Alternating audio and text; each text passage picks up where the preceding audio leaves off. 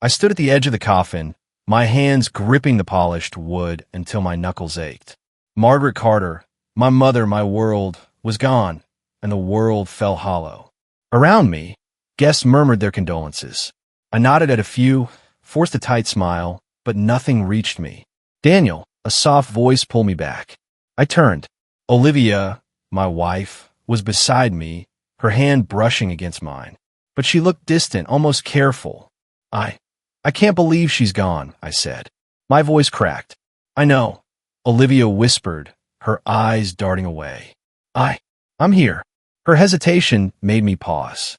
Normally, she would lean into me, hug me, whisper words to calm me down. Today she just stood there, hand in mine, but not really there. Ethan cleared his throat beside us. You okay, man? He said quietly. His eyes were on me, steady. I nodded, but I didn't feel it. I'm fine, I said too sharply. I just can't believe she's gone. The priest began speaking, and I tuned out the words. They all sounded meaningless, floating above me. I focused on Olivia, on Ethan, on the faces of strangers blurring past. Then Olivia tightened her grip on my hand. I looked down at her, confused. I'm pregnant, she said. The words cut through the haze of grief.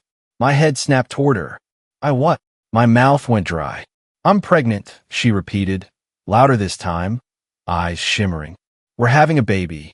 The crowd froze. My stomach dropped. Some whispered. Some gasped. Ethan's face went pale, and I swear his jaw tightened. I blinked. My mind scrambled. But we've been, my voice faltered. For years, Olivia. Why now? She bit her lip. I thought maybe today it would be a good moment. Her voice shook. I stared at her, trying to process. A baby, after years of failed attempts. At my mother's funeral. Are you serious? I whispered, feeling the nausea rising. Yes, she said. Her hand trembled in mine. I know it's sudden, but I took a step back, needing air. My heart raced, not with joy, not with grief, but confusion and a strange, dark knot I couldn't name. Ethan coughed, clearing his throat. Congrats, I guess, he said, his voice low, almost uncertain. I forced a nod, but my mind was spinning. Why today? Why announce this now? My mother just died. The room is still heavy with mourning. And yet, there was a flicker of something else. Something I couldn't place. Olivia's smile faltered. Her eyes, usually bright and confident, shimmered with a quiver I hadn't seen before. Ethan's glance shifted between us, quick and uneasy. Something wasn't right. I swallowed hard. I need a moment, I said. Olivia nodded, but she didn't let go. Her fingers were cold, gripping mine too tightly. I could feel her heartbeat, irregular and fast. The priest concluded the ceremony, but I barely heard him. I could only think about the words she had just said. I'm pregnant. In the quiet that followed, people began to leave. Hugs. Condolences. I nodded automatically, but my mind didn't follow.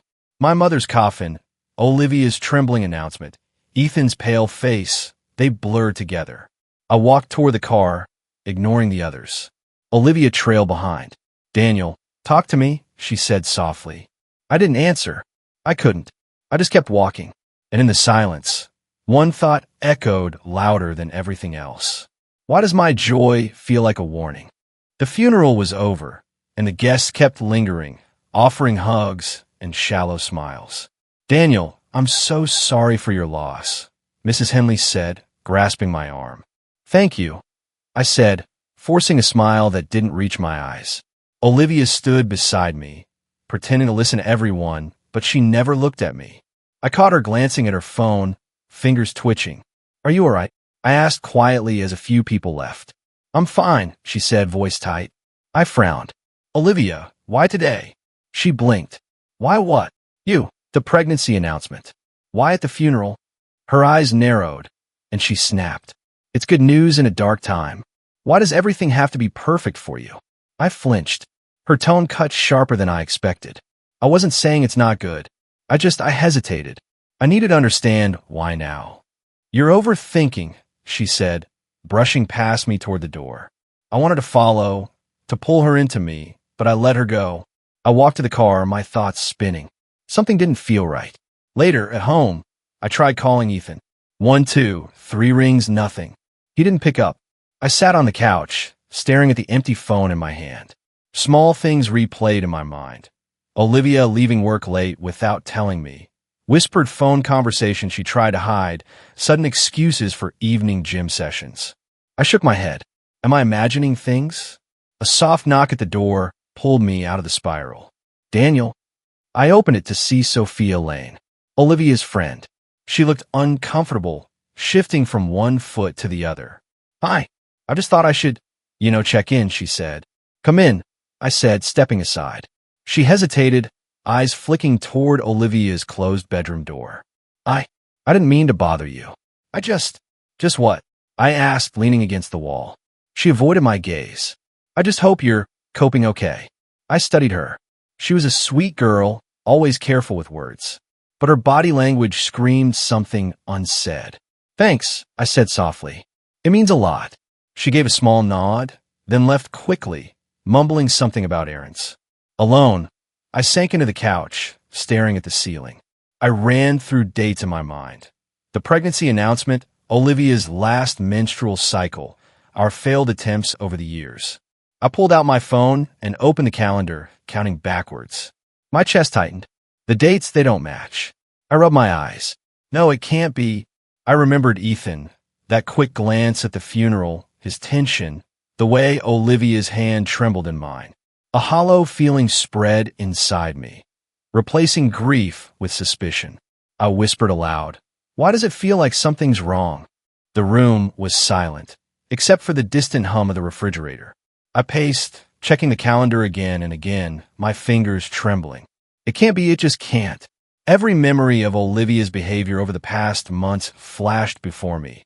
Her distant smiles, secretive texts, sudden excuses, late-night whispers. I sank back onto the couch. Was I blind? Or am I just imagining everything? I reached for the wine bottle on the table, uncorked it but didn't drink. My thoughts were too loud. Ethan, Olivia, Sophia, my mother, all of it twisted together into one dark knot I couldn't untangle. I stood, running my hands through my hair. I need answers. I can't live like this. I won't. And then the truth hit me fully. The dates, the whispers, the secret glances, they all pointed to one horrifying possibility. I closed my eyes. My grief was no longer simple sorrow. Something darker had begun to take root. I muttered under my breath. I have to figure this out before it's too late. The apartment was quiet, but I could still feel the weight of suspicion pressing down on me, like the world had shifted overnight. And for the first time since the funeral, a thought clawed at the edges of my mind. Maybe the joy she showed isn't for me at all. I hated myself the moment I made the call. Hi, I need to arrange a prenatal paternity test, I said, voice tight, forcing calm. Sir, may I have a mother's consent? The clerk asked. I froze. A yes. She's aware. I lied, my stomach twisting. After I hung up, nausea hit me. What was I doing? Doubting Olivia? The woman I loved? My wife. My mother had just been buried, and here I was, sneaking behind her back. I rubbed my face. God, what am I becoming? Olivia was quiet that night, sitting on the couch with her phone pressed to her ear. I could hear her whispering, soft and hurried. I know, don't worry, not yet. I stiffened, heart hammering. I wanted to walk over, demand answers, but I didn't. I stayed in the shadows, listening, feeling the knot in my chest tighten. The next day, I tried casual conversation. Olivia, everything okay? Yes, she said, not looking up. Her fingers tapped on her phone, fast and patient. I sat down across from her. You've been distant. Is it me? She flinched. No, I just have a lot to think about. You're hiding something, I said softly. She looked at me, eyes flashing, and shook her head. I'm not hiding anything. You're imagining things. But I wasn't imagining. Not this time. I called Ethan. 3 rings. Nothing. 4. 5. Silence. I drove to his apartment. Heart racing, hands shaking. Ethan opened the door halfway. Daniel, what are you doing here? I need to talk, I said, trying to keep my voice calm. Is there something you want to tell me? He hesitated, eyes darting past me as if looking for an escape. No, he said, voice cracking. Really? I asked, taking a step closer. Because things don't add up. Daniel. He raised his hand, shaking slightly. I said there's nothing. You have to trust me. I felt anger rise, but swallowed it. I trusted you. My mother trusted you. Don't make me regret it. He stepped back, shutting the door in my face. I pounded lightly, but he didn't budge. My chest heaved. I turned, breathing hard. My fists trembled, but I forced myself into the car and drove away. Days passed like a blur. I avoided Olivia, avoided Ethan, avoided everyone except the silence that followed me like a shadow. Then the email arrived. I saw the sender, recognized the test lab. My hands shook as I clicked it open. I sat in the car, engine off, heart pounding so hard it hurt. The results stared back at me. Probability of paternity, 0%. I blinked. I reread it. Twice. 3 times. My stomach sank. My chest felt hollow. No, this can't be right, I whispered, pressing my hands to my face. My vision blurred with tears I didn't fight. I thought of Olivia's smile at the funeral, the way she trembled when she held my hand. Ethan's pale face, the awkward silence in the church. The phone whispers at night. Everything clicked. The pieces I didn't want to see, the gnawing suspicion I tried to ignore, they were true. I wanted to scream. I wanted to break something. My hands curled into fists on the steering wheel. I pounded lightly, then froze, realizing the weight of what I knew. The betrayal wasn't small. It wasn't a misunderstanding. It was deliberate, calculated. I felt nauseous, shaking, unsure if I wanted to throw up or just collapse. My mother's face flashed in my mind. She always told me to trust my instincts. I had trusted mine, and it had led me here. Alone, betrayed. I thought of confronting them both, yelling, throwing accusations, demanding answers. But even that felt powerless. Words couldn't undo what had already happened. I let the steering wheel go slack in my hands and leaned back in my seat. The air smelled faintly of car leather and despair. I couldn't breathe properly. My mind screamed, but my body refused to move. The reality sank in like ice water. The child, the pregnancy, wasn't mine. I whispered the words aloud, barely audible over my ragged breaths. The child wasn't mine. I repeated it, letting it echo in the empty car. The finality of it burned, and yet it felt like the first moment of clarity I'd had in days. I didn't cry anymore. I just sat there, staring at nothing, letting the shock wash over me in cold, unbearable waves. I knew my life had just changed forever, and there was no turning back. I slammed the door behind me, my hands trembling. Olivia sat on the couch, scrolling her phone, pretending nothing had changed. Olivia, I said, voice low, shaking. We need to talk. She looked up, a practiced smile plastered across her face. About what? I held up my phone, the DNA results glaring back at her. About this. Explain it. Her eyes flickered, then she laughed nervously. Daniel, what is this? You can't just. Don't lie, I snapped. I know. I have proof. Her face went pale, the color draining. She opened her mouth, then closed it. I don't know what you mean. The child, I said, voice rising, isn't mine. The test says 0%. And yet I couldn't finish. My throat tightened. You tell me the truth. She looked down, twisting her fingers together. Tears started forming. It just happened, she whispered. While you were caring for your mother. I was lonely, Daniel. I didn't mean lonely. I echoed, stunned. You slept with Ethan because you were lonely? Yes, she cried, voice cracking. I didn't know how to stop myself. I felt abandoned, and he was there. I stared at her, my chest tight, my heart shattering into pieces I couldn't pick up. Ethan, my best friend since college, the man who carried my mother's coffin with me, the one I trusted more than anyone. Something inside me died in that moment. You betrayed me, I said quietly, trembling. You betrayed my mother, my trust, everything. She reached for me, tears streaming down her cheeks. Daniel, please. I stepped back sharply. Don't touch me. Her hand froze in midair. It felt like she burned me just by trying. I can't believe you, I whispered. I can't even believe I married you. I'm sorry, she screamed. I was confused. I was lonely. Stop, I yelled, hitting the wall beside me with my fist. Pain exploded through my knuckles, shards of skin splitting. I gritted my teeth, but I didn't move. I needed control. I needed air. She took a step forward, trembling. Daniel, please, we can fix this. Fix this. I laughed bitterly. You think an apology can fix a betrayal like this? I didn't plan it, she cried. I swear I didn't plan it. Intent doesn't matter. I shouted. You chose him. You chose betrayal. You weren't alone. You made him part of this, part of destroying everything I held dear. She collapsed into the couch, sobbing. I can't go back. I didn't mean to hurt you. I turned away, my chest heaving. My mind raced, and all I could think about was leaving. Not tomorrow. Not later. Now. I went to the bedroom and packed a bag. Clothes, toothbrush, my laptop. Everything I might need to disappear from this house, from her lies. She appeared in the hallway, hand outstretched. Daniel, don't go. I love you. I shook my head. Love? That's what you call this? You destroyed me, Olivia. I'm done. The engine roared as I drove away, night swallowing the city around me. Her voice screamed after me from the driveway. It was a mistake. Daniel, it was a mistake. I gripped the steering wheel, my teeth clenched. The anger burned hotter than grief, hotter than pain. I whispered to myself, barely audible over the engine, over the sound of my racing heartbeat. No. I repeated it louder. No. It was a choice.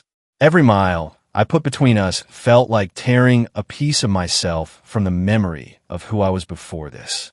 The betrayal had rewired me, reshaped me, and I would never look at her, or Ethan, the same way again. The city lights blurred as tears I refused to cry stung my eyes. My mind replayed every whispered phone call, every glance I had ignored, every subtle hint I hadn't wanted to see. Ethan, Olivia, the funeral, my mother. I swallowed hard. My hand throbbed from the punch. My chest ached with grief, but I didn't stop. I couldn't stop. I whispered again, quieter this time, a vow I didn't need anyone else to hear. No, it was a choice. And somewhere deep inside, I knew that from this moment on, my life would never be the same. I didn't look back. I didn't answer my phone for days. Calls from Olivia, calls from Ethan, even calls from work, I ignored all of them. I stared at the ceiling in my apartment, the wine bottle in my hand, emptying faster than I realized. Daniel, I muttered to myself, shaking. What am I doing? The next morning, Lucas Reed showed up at my door. My co-worker, my quiet friend. He didn't knock, just walked in like he owned the place. Lucas, I said, voice hoarse. I'm not in the mood. You haven't been in the mood for days, he said, eyebrows furrowed. Look at you. You're disappearing. I can't. I looked away. Everything's gone. Olivia, Ethan, my voice cracked. I can't do this. He sat across from me, arms crossed. You're letting them destroy you twice, Daniel. First your mother, now this.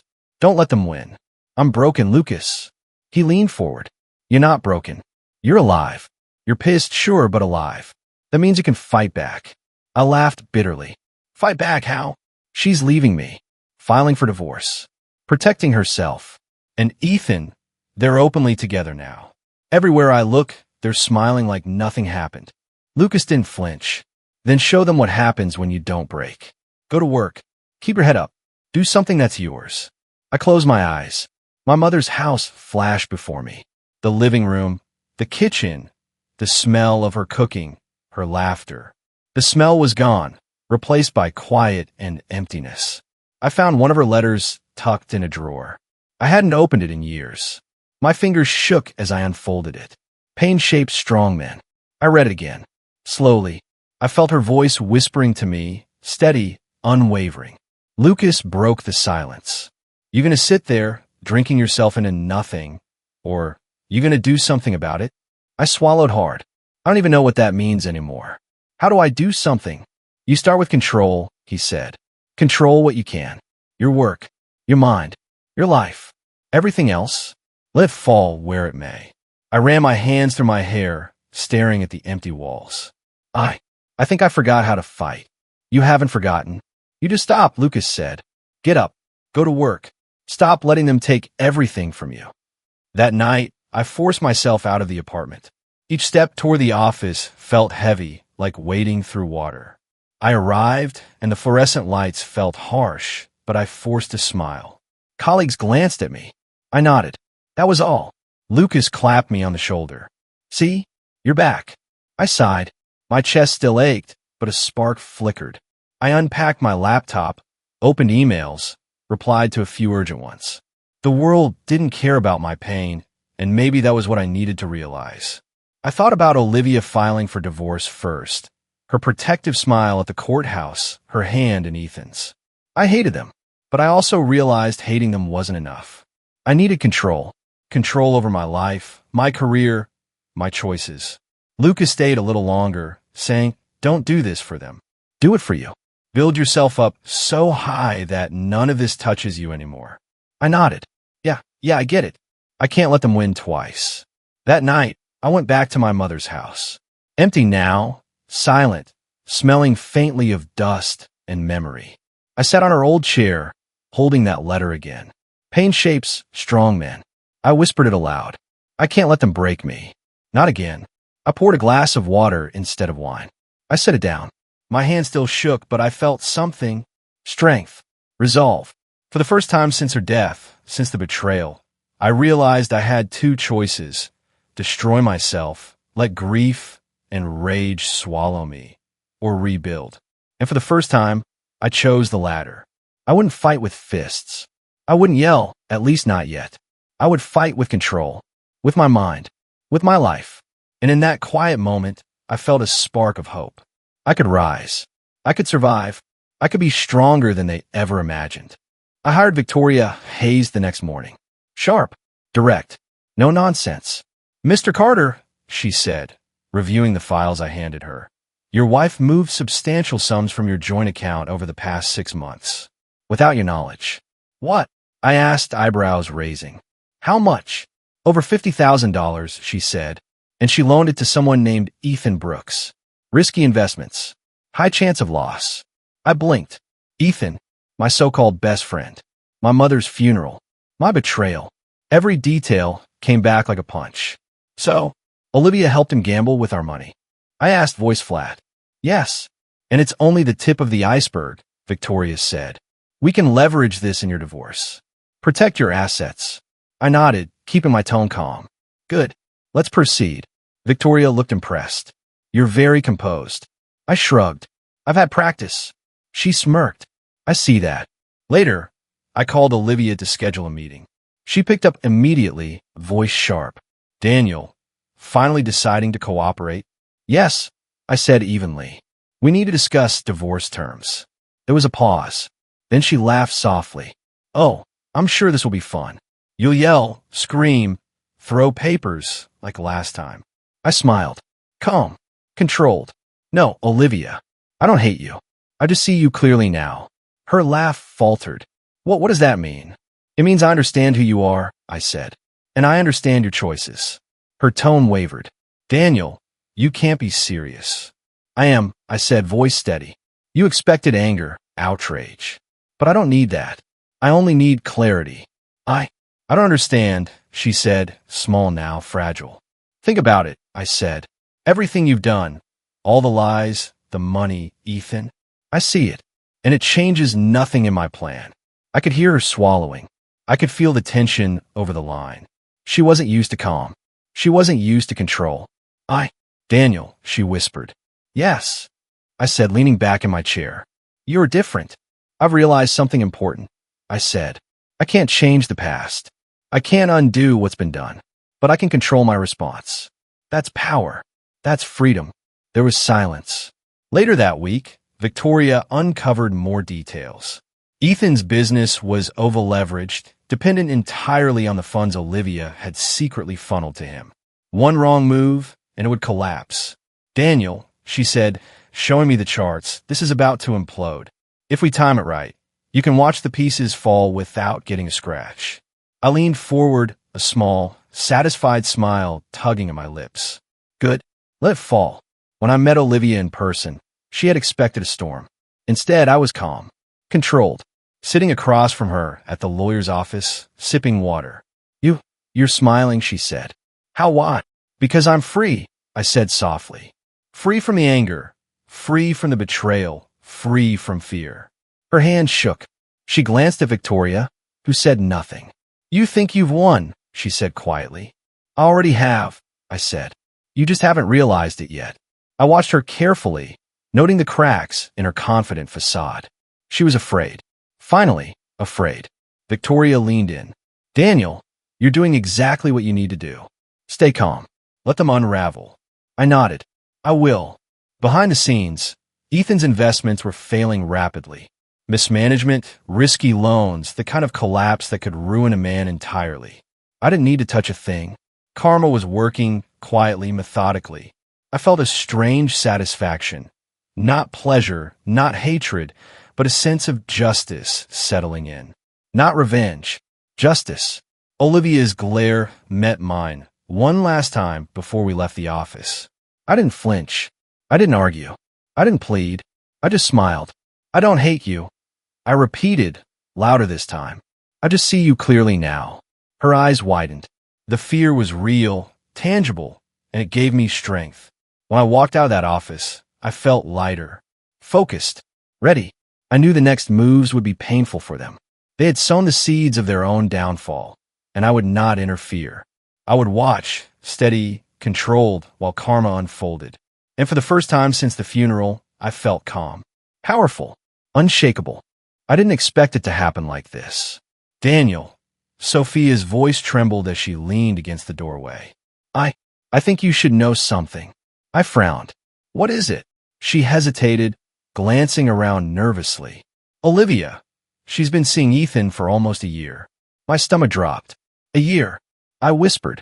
Yes, she said, eyes wide. I didn't want to tell you, but people are talking, and I think you should know from me first. I ran my hands over my face. A year, and I never noticed? Sophia, bitter lip. I mean, you were busy with your mom. And Olivia, she's careful. But yeah, it's been going on a long time. I sank into the couch, letting the words settle. A year of lies. A year of betrayal. A year I didn't see. People are distancing themselves, Sophia continued quietly. Friends, neighbors, they don't trust her anymore. I nodded slowly. Good. They should. Days later, I overheard bits of conversation from mutual friends. Did you hear about Olivia and Ethan? One whispered. They're always fighting now. Apparently, he's lost a ton of money in that investment. She keeps bailing him out. He yells at her constantly. It's awful, the other said. I clenched my fists. Karma, I thought. Slowly, methodically. And it was working. I ran into Grace Miller at a cafe downtown. College friend. I hadn't seen her in years. Daniel? Wow, it's been forever, she said, smiling genuinely. Not the calculated smile Olivia always had. Not the tense one Ethan reserved for his scheming. Grace, I said, forcing a small smile. Yeah, it has. We talked for hours. She didn't pry too much. She didn't judge. She just listened, laughed at the right moments, and offered quiet, steady support. You seem stronger than before, she said gently. I chuckled. Stronger, or maybe just more aware of who to trust. Her eyes met mine. Awareness is power, Daniel. Don't forget that. Later, I started therapy. The first session was awkward. I couldn't stop talking about Olivia, Ethan, my mother, the betrayal, the grief, the rage. You need to acknowledge your feelings, my therapist said calmly. Anger, loss, betrayal, all of it. Only then can you rebuild. I nodded. It felt foreign to admit weakness, but I did it anyway. I also started running again, lifting weights. Rebuilding my body felt like reclaiming my mind. Each drop of sweat reminded me that I was alive, that I was still in control. Lucas checked in at work. You're back, he said, smiling. And stronger than ever. I nodded. Yeah, things are improving. Ethan and Olivia's arguments became more frequent. I heard through friends that Ethan was lashing out over failed investments, that Olivia was exhausted from bailing him out again. Their smiles at the funeral and in photos had vanished. I felt no pleasure in it, only a quiet satisfaction that the truth was coming out. That lies and manipulation eventually fell apart. One evening, Grace and I walked through the park. The air was cool and the city was quiet. You're handling this well, she said. Better than I thought you would. I have to, I said. I don't want to be a victim anymore. I've learned pain doesn't have to destroy you. It can teach you. She smiled, reaching for my hand briefly. You've grown, Daniel. I see it. I squeezed her hand lightly. Thanks, Grace. I mean it. For the first time since the funeral, I felt calm. Not happy, not healed, but strong. Stronger than Olivia, stronger than Ethan, stronger than I had been a month ago. I didn't need revenge to feel vindicated. Watching them unravel without my interference was enough. I returned to work with renewed focus. My projects progressed. My reputation improved. I took care of my body, my mind, my future. And slowly, I realized that the man I had been, grief-stricken, betrayed, lost, was gone. In his place was someone sharper, steadier, unshakable. I still miss my mother. I still carried her memory. But I was no longer defined by loss or betrayal. For the first time, I felt in control. I felt alive. I was in the middle of reviewing client files when my assistant popped her head in. Daniel, Ethan Brooks' company just declared bankruptcy. Investors are threatening lawsuits. I didn't flinch, didn't move. Document it. Send me everything. She hesitated. Are you okay? I leaned back in my chair. I'm fine. Just do your job. Minutes later, the office door opened. My heart skipped, then steadied. Olivia, heavily pregnant, hair messy, dark circles under her eyes. She looked exhausted, fragile, like someone had hollowed her out from the inside. Daniel, she said softly, can we talk? I didn't respond. I watched her. The years of trust and love I had given her were gone. Only clarity remained. I messed up, she whispered. Ethan, he's not who I thought he was. I almost laughed. Almost. Not who you thought he was. I said slowly. Olivia, you knew everything about him. Everything. And yet you chose him. For a year. She flinched. I know. I was stupid. Lonely. Afraid. I thought he cared. I thought. I shook my head. You thought. You acted. That's what matters. You chose betrayal over honesty. She bit her lip, tears welling. It wasn't just me. He cheated on me too. I felt my chest tighten, a strange mix of disbelief and bitter amusement. You were his rebound, his temporary escape, I said quietly. And you call me? Why? For pity. Her shoulders shook. I don't want pity. I want a chance to fix things. To start over. Daniel, please. Can we try again? I closed my eyes for a moment, letting the silence stretch. My heart ached, not with love, not with longing, but with a cold, crystalline clarity. You didn't just betray me, I said slowly, my voice low measured. You betrayed the man who buried his mother. You betrayed every memory I ever held sacred. You betrayed everything I trusted in life. She sobbed openly now, collapsing into the chair across from me. I never meant to. You never meant to, I interrupted quietly. Words don't fix broken trust, Olivia. Actions do. In your actions, they destroyed me. She reached for me, trembling. Daniel, I'm sorry. I love you. I leaned back, keeping my distance. Love, I echoed. Love isn't what you're offering. What you're offering is chaos disguised as affection. What you gave me was betrayal, hidden behind lies and comfort. Her face crumpled. Tears ran freely, smudging makeup into streaks. I don't know what to do. I said nothing. I couldn't. There was nothing left to say. I had clarity now, sharp and unyielding, cutting through every memory of her smile, every whisper in the dark. I thought of Ethan, broke, humiliated, his business a ruin, and yet I felt nothing. I don't hate you, I whispered, voice steady. I just see everything clearly. That's all. Her sobs filled the room. She was pleading, shaking, a fragile shadow of the woman who had stood at my mother's funeral, announcing a life that wasn't mine. I stared out the window, ignoring the sound.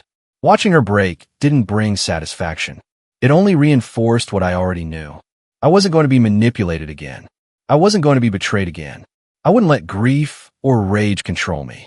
You don't feel anything? She asked, voice trembling. I feel clarity, I said quietly. And clarity is stronger than love, stronger than pain, stronger than betrayal. She slumped, silent now, exhausted from crying. I opened a folder on my desk, scanning numbers, schedules, and legal documents. My mother's words whispered in my mind. Pain shapes strong men. Yes, I had felt pain, and it had shaped me, but hadn't broken me. Olivia remained across from me, a sobbing, heavy shadow, and I felt nothing. Not sorrow, not anger, not desire, nothing. For the first time, I understood the power of detachment. I didn't reach for her. I didn't speak again. She had her truth, and I had mine.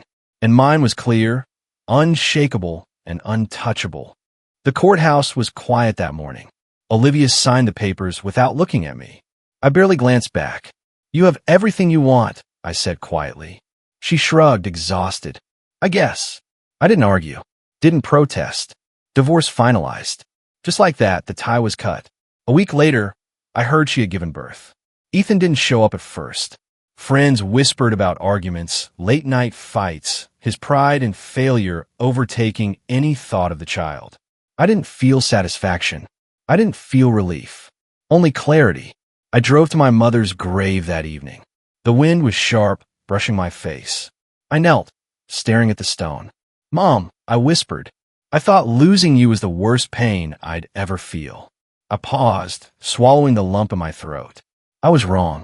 Losing your trust, losing what I thought I had, that hurt more than I could have imagined. I traced the engraved letters with my fingers, feeling the cold stone beneath my palm. "But I also thank you. Your death, it forced me to see clearly, to uncover lies I never wanted to face, to understand who I can rely on and who I can't." A breeze rustled the trees, and I felt her presence somehow, steady, grounding. "I don't hate her, Mom," I continued. "I don't hate Olivia. I just see everything now, and I won't let it define me." I stayed there longer than I planned, talking to her about the past months, about Ethan, about betrayal, about heartbreak. I even spoke about Grace, how she had slowly become someone steady in my life, someone who never pushed, never demanded, just stayed. "She's good for me," I said softly. "Not a replacement, just someone honest, real. Someone who makes me feel like I can breathe again." I let the words linger in the air, feeling them settle in my chest. I thought about revenge, about the pain Olivia and Ethan caused. I thought about their collapse, their arguments, their failures. And I realized revenge isn't loud. Revenge isn't screaming, isn't posting proof, isn't ruining someone's life with your own hands. It's living well, quietly, steadily, with your eyes open. I stood and brushed dirt from my hands. "I'll live well, Mom. I'll live strong. I'll be better than they imagined I could be." The sky was fading to twilight. The wind carried the faint scent of flowers from nearby graves.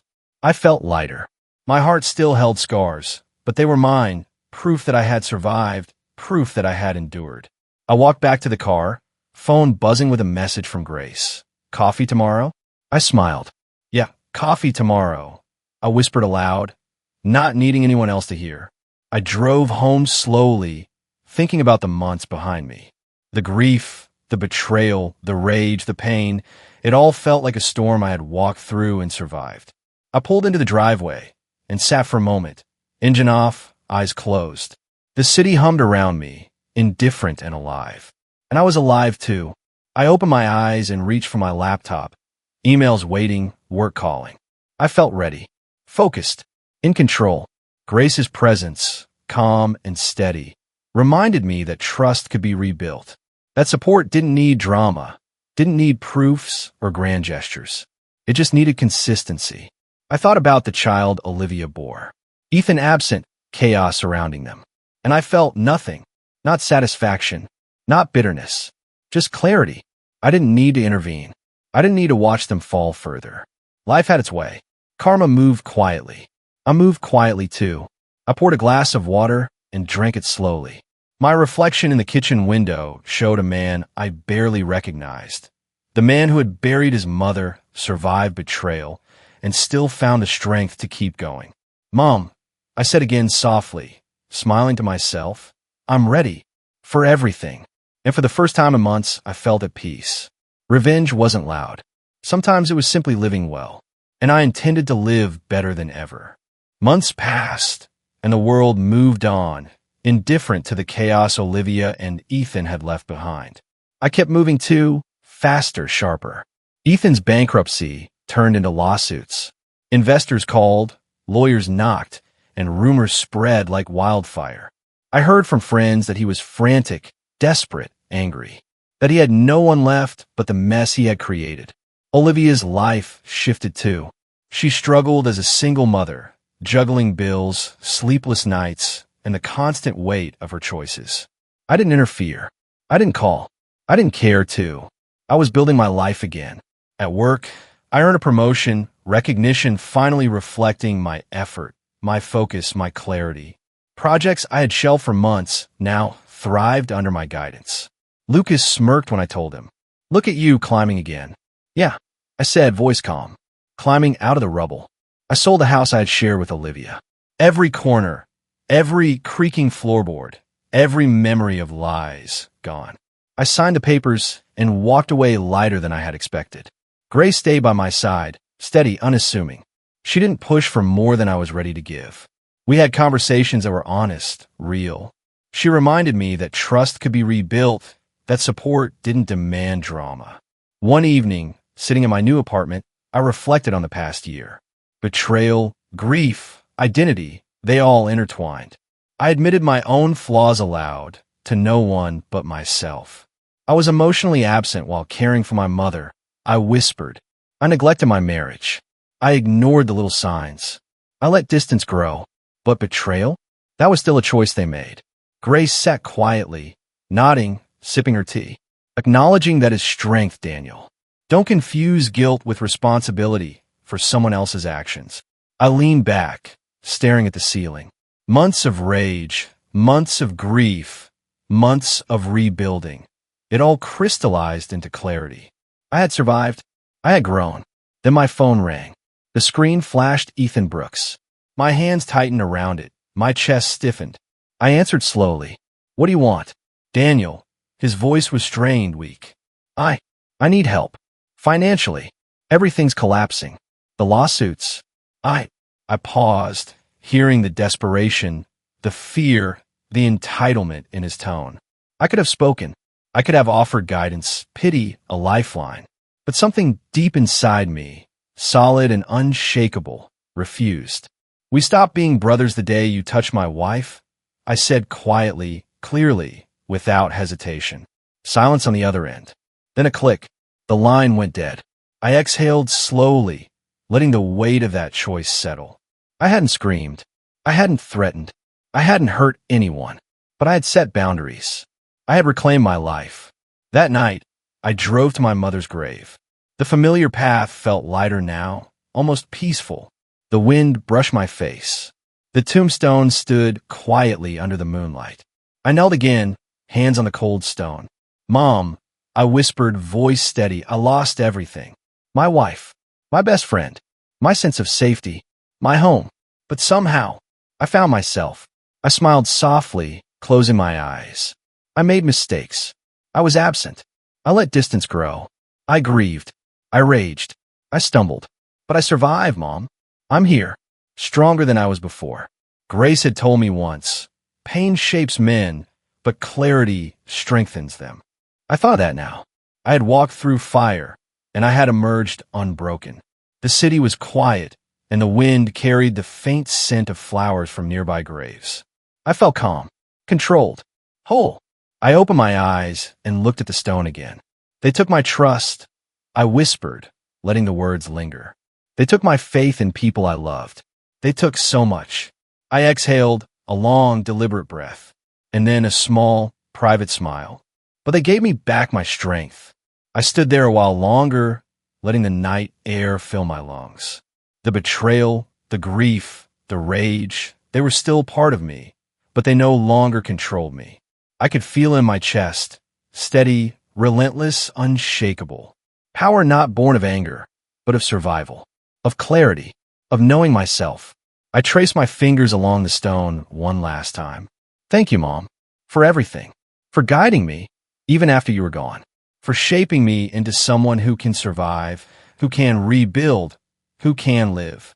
I stepped back, brushing dirt from my hands. The moonlight caught the corners of the grave, turning it silver. I didn't feel heavy anymore. I felt free. Grace would meet me tomorrow. Life awaited. Projects, friendships, honest love, challenges I would face without fear. I took a final look at the grave, feeling the weight of the past lift. I lost everything, I whispered one last time. And somehow I found myself. Turning toward the car, I felt the wind on my face, cool and cleansing. They took my trust, but they gave me back my strength. And for the first time in what felt like forever, I smiled fully, knowing I would never let anyone take that from me again.